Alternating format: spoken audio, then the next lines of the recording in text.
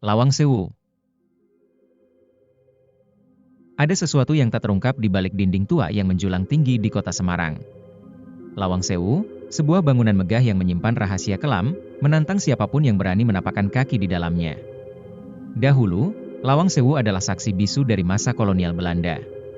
Dirancang sebagai kantor administrasi untuk perusahaan kereta api. Bangunan ini menyaksikan berbagai peristiwa sejarah, yang mengubahnya dari tempat administrasi menjadi ruang penjara yang menyeramkan selama pendudukan Jepang. Nama Lawang Sewu sendiri mengisyaratkan pada kekayaan pintu-pintu yang melimpah. Meskipun tak tepat 1000 pintu, jumlahnya yang mencapai ratusan masih menjadi misteri yang tak terpecahkan. Seiring berjalannya waktu, angka ini bisa berubah-ubah, menciptakan aura mistis yang melekat pada bangunan tua ini. Tidak seperti bangunan tua pada umumnya, Lawang Sewu masih mengekang suasana rasa tua yang melekat. Bangunan ini pun dirawat dengan baik, memastikan bahwa keindahannya tidak tergerus oleh waktu. Dengan arsitektur yang menakjubkan, Lawang Sewu menjadi destinasi yang menarik bagi para pencinta sejarah dan petualang. Namun, jangan biarkan keindahannya membutakan Anda dari sisi gelapnya. Di dalam Lawang Sewu terdapat labirin bawah tanah yang menyimpan cerita horor yang menyeramkan. Penjara bawah tanah ini menjadi daya tarik utama bagi mereka yang haus akan ketegangan dan sensasi misterius. Untuk para petualang yang berani, Lawang Sewu menawarkan pengalaman yang tak terlupakan. Namun, ingatlah bahwa di balik keindahannya tersembunyi rahasia yang mungkin lebih baik tak diungkap.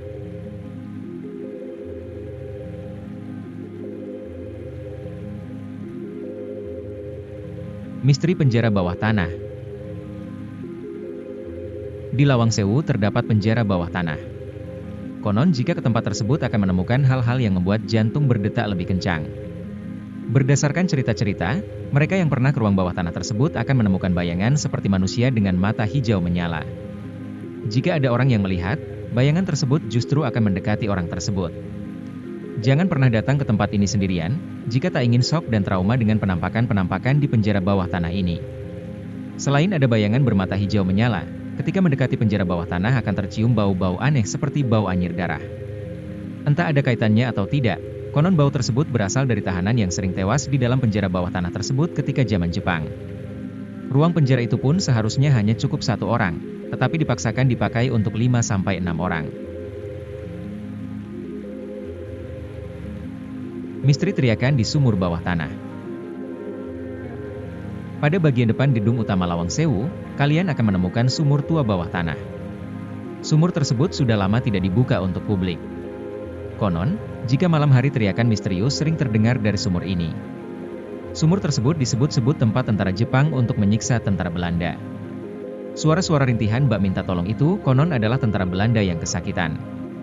Selain itu masih banyak cerita-cerita mistis mengenai sumur bawah tanah ini. Masyarakat sekitar mengingatkan untuk jangan sekali-sekali sesumbar di tempat ini, jika tak ingin kejadian-kejadian buruk menimpa kalian.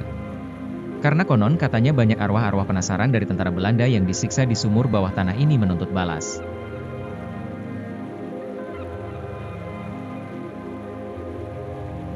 Sejarah Lawang Sewu.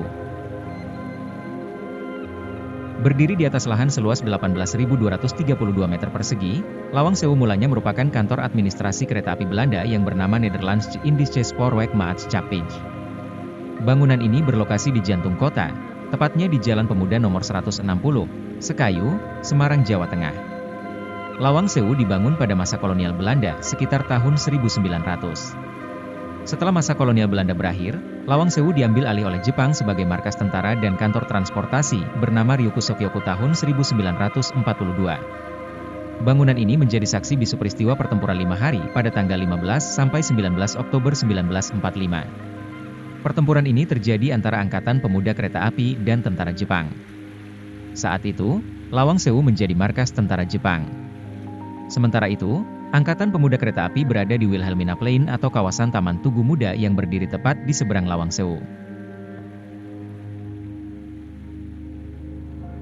Dirancang oleh arsitek yang berbeda. Lawang Sewu terdiri dari 5 bangunan dan dirancang oleh arsitek yang berbeda-beda. Awalnya, Lawang Sewu dirancang Insinyur P. de Rieu, seorang arsitek asal Belanda.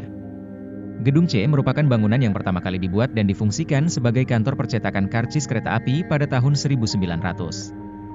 Rancangan pembangunan kemudian dilanjutkan oleh Profesor J. Kleinhammer dan B. J. Oundag setelah Insinyur P. de Rieu meninggal dunia.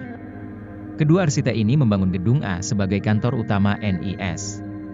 Pembangunan dimulai pada Februari 1904 dan rampung pada Juli 1907. Selanjutnya, seiring berkembangnya kantor kereta api Belanda, Lawang Sewu diperluas dengan dibangunnya Gedung B, Gedung D, dan Gedung E. Gedung B masih dibangun oleh Profesor J. Kleinhammer dan B. J. Oundag. Sementara itu, Gedung D dan Gedung E dirancang oleh Thomas Karsten yang merupakan arsitek termuda. Lawang Sewu dibangun dari bata sebagai simbol kemakmuran. Lawang Sewu dibangun menggunakan batu bata keramik berwarna oranye. Batu bata sendiri saat itu merupakan simbol kekayaan, kemakmuran, dan kasta tertinggi. Batu bata merupakan material bangunan yang langka dan tergolong mahal pada saat itu. Zaman dulu satu batu bata ini harganya ditaksir mencapai 300.000. Dan yang unik, bentuk dan cetakannya ada yang rata dan melengkung. Kasta yang tinggi ini juga ditampakkan pada jumlah pintu yang banyak. Selain untuk membuat sirkulasi udara menjadi baik, pintu yang banyak ini menggambarkan citra orang Belanda yang sangat mereka jaga. Lawang Sewu kini difungsikan menjadi sebuah museum setelah dilakukan berbagai pemugaran dan renovasi. Museum Lawang Sewu menampilkan beragam koleksi benda yang berhubungan dengan kereta api, mulai dari seragam masinis, alat komunikasi, lemari karcis, hingga mesin cetak tanggal untuk karcis kereta. Lawang Sewu kini menjadi salah satu destinasi wisata yang kaya akan sejarah. Lawang Sewu dibuka setiap hari mulai pukul 8 pagi hingga pukul 4 sore untuk umum.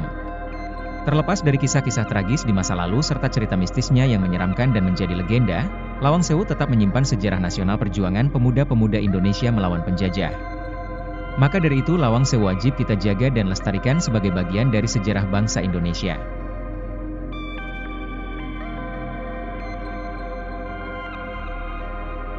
Itulah fakta-fakta seputar Lawang Sewu yang selalu menarik untuk dibahas. Semoga informasi ini bermanfaat dan menambah wawasan kita. Jangan lupa subscribe, like, komen, dan share agar kami bisa menghadirkan video-video menarik lainnya.